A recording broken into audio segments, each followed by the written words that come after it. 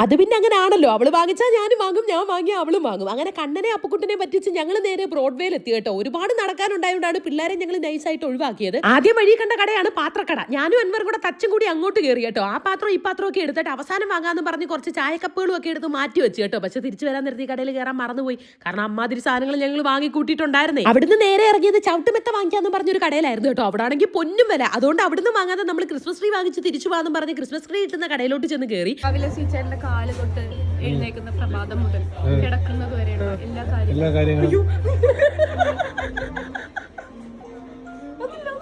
ഇവരെന്റെ കാല് തൊടും എന്തിനാന്നറിയാം, കാല് പിടിച്ച് നെൽക്കടിക്കാനാന്നേ ഉള്ളൂ, അല്ലാതെ കാല് കടത്തില്ല. അത് പിന്നെ നമ്മൾ ഭാര്യമാരെല്ലാരും അങ്ങനെ ആണല്ലോ. അങ്ങനെ ഞാനാണെങ്കിൽ ഒരു സൈഡിന്ന് തന്നെ, അതായത് രവീനയുടെ ഭാഷയിൽ പറഞ്ഞാൽ തൊരപ്പൻ കൊച്ചുണ്ടിയെ പോലെ ഒരു സൈഡിൽ നിന്ന് തുടങ്ങി. മാസ്ക് മാറ്റാൻ പറഞ്ഞപ്പോൾ ലിപ്സ്റ്റിക് ഇല്ല, എനിക്ക് ഇച്ചിരി ലിപ്സ്റ്റിക് ഇട്ട് തരാൻ പറഞ്ഞപ്പോൾ ഞങ്ങൾ രണ്ടുപേരുടെ ലിപ്സ്റ്റിക് വാരി പൊത്തി കേട്ടോ.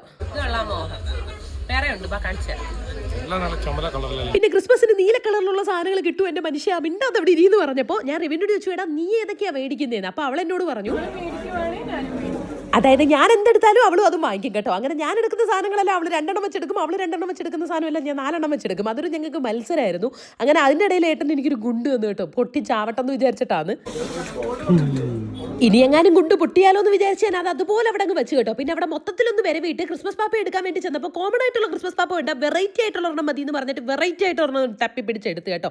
വന്ന് എന്തിനാ ക്രിസ്മസ് ട്രീ വാങ്ങാൻ. അപ്പോൾ അവിടെ ചെന്നിട്ട് ഞങ്ങൾ പറഞ്ഞു, ഞങ്ങൾക്ക് അൻവറിന്റെ വീട്ടിലിരിക്കുന്ന അത് തന്നെ വേണമെന്ന് പറഞ്ഞ് നിൽക്കുകയാണ്. അൻവർ പറഞ്ഞു പച്ച വാങ്ങ്. മഞ്ഞ് കണ്ട് അവൻ മടുത്തു അത്ര. അവൻ മഞ്ഞ് കണ്ട് മടുത്താൽ എന്താ, നമുക്ക് മടുത്തില്ലല്ലോ. അതുകൊണ്ട് നമ്മൾ ഒരു സയാമീസ് ഇരട്ടകളെ പോലാണെങ്കിലും ഞങ്ങൾ എടുത്ത് അടുത്തടുത്തിരിക്കുന്ന 2 ക്രിസ്മസ് ട്രീ ആണ് ഞങ്ങൾ എടുത്തത്. പക്ഷെ അവൾ എടുത്തത് ചെറുതും ഞാൻ എടുത്തത് വലുതുമായിരുന്നു കേട്ടോ. അതാണ്ട് ആ വലിയത് എന്റെതും ചെറുത് അവളുടേതുമായിരുന്നു. ഇതിന്റെ ഇടയ്ക്കൊക്കെ ഞാൻ ഓരോന്ന് പോയി തപ്പിപ്പിടിച്ച് കണ്ടുപിടിക്കുന്ന എടുക്കുന്നുണ്ട് കേട്ടോ. ഇതിനൊക്കെ 120 രൂപയായിരുന്നു. ഇതൊന്നും പോരാഞ്ഞിട്ട് എല്ലാ കടയിലും കയറിയിട്ട് ഞാൻ ഇതിനെത്ര എന്നൊക്കെ ചോദിക്കുന്നുണ്ടായിരുന്നു കേട്ടോ. അപ്പൊ ഞാനിപ്പോൾ ഇവിടെ ഇരിക്കുന്നതെന്ന് വെച്ചാൽ അങ്ങ് ആകാശത്തിന്റെ മുകളിലാണ് കേട്ടോ. താഴെ നടക്കുന്നതൊക്കെ കണ്ടുകൊണ്ടിരിക്കുകയാണ്. താഴെയുള്ളത് പോരാഞ്ഞിട്ടൊക്കെ മോളിൽ കയറി പർച്ചേസിംഗ് ആയിരുന്നു. ഞാൻ അവിടുന്ന് താഴെ ഇറങ്ങിയത് ഈ ചാക്കുകെട്ടും തലയെ വെച്ചോണ്ടായിരുന്നു കേട്ടോ. പാവം, ഇത് നമുക്ക് എല്ലാവർക്കും വേണ്ടിയിട്ടുള്ള സാധനങ്ങളായിരുന്നു. അങ്ങനെ ആദ്യം കയറി കടയിൽ കയറി ബാക്കിയുള്ള ബില്ലുകളെല്ലാം ബില്ലടിക്കുകയാണ്. അപ്പൊ ഇതിന്റെ ഇടയിലാണെങ്കിൽ ജിവീനയുടെ ഫ്രണ്ട് ഉണ്ടായിരുന്നു കേട്ടോ. അതുകൊണ്ട് തന്നെ നമുക്ക് കുറെ കാര്യങ്ങൾ ലാഭത്തിനൊക്കെ കിട്ടിയിട്ടുണ്ടായിരുന്നു. Meet that front.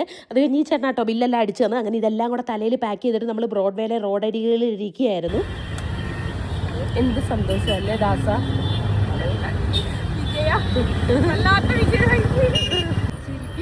നിങ്ങൾ വിചാരിക്കും ഇത്ര ഹാപ്പി ആയിട്ടിരിക്കുകയാണെന്ന്. എൻ്റെ തലമണ്ട വെട്ടിപ്പൊളന്നിട്ട് ഞാൻ വിക്സ് എല്ലാം കൂടെ എടുത്ത് എവിടെയൊക്കെയാണ് തേക്കുന്നതെന്ന് എനിക്ക് അറിയത്തില്ലായിരുന്നു. അങ്ങനെ ഞങ്ങൾ തിരിച്ച് വീട്ടിലെത്തി. അപ്പുക്കുട്ടനെയും എല്ലാം വിളിച്ച് ഞങ്ങൾ പോവുകയാണ് കേട്ടോ. അപ്പോൾ അത്രയേ ഉള്ളൂ മക്കളെ. Tata bye see U.